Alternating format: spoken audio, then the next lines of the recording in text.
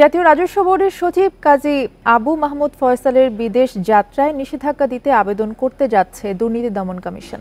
শিগগিরই এই আবেদন করা হবে আদালতে। তার বিরুদ্ধে ১,০০০ কোটি টাকার অবৈধ সম্পদ অর্জনের অভিযোগ খতিয়ে দেখছে দুদক।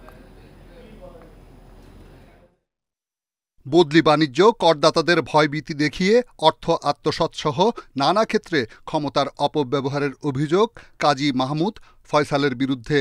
দীর্ঘদিন ধরে তার বিরুদ্ধে অবৈধ সম্পদ অর্জনের অভিযোগ অনুসন্ধান করছে দুদক। সম্প্রতি এনবিআরের সাবেক কর্মকর্তা মতিউর রহমানের ঘটনার পর আবু মাহমুদ ফয়সালের বিষয়টি আবারও গুরুত্ব পায়। বৃহস্পতিবার দুদকের আবেদনে ফয়সালের স্থাবর ও অস্থাবর সম্পদ জব্দের আদেশ দেয় আদালত। একটা বিশাল একটা শক্তি বা ক্ষমতার অধিকারী তারা ছিলেন, সেই কারণে এবং সেটার মাধ্যমে যেটা করেছেন ক্ষমতা ব্যবহার নিজে অবৈধ প্রক্রিয়ার মাধ্যমে অর্থ সম্পদের মালিক হয়েছেন। এই প্রক্রিয়াতে তিনি এককভাবে একটি ঘটনা কিন্তু করেন নাই।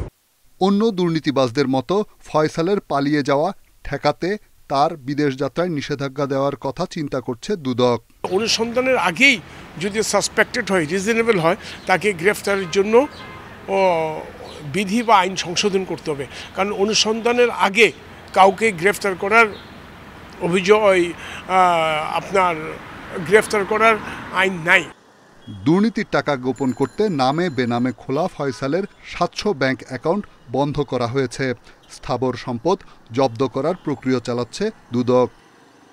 রিশাদ হুদা, ইন্ডিপেন্ডেন্ট নিউজ, ঢাকা।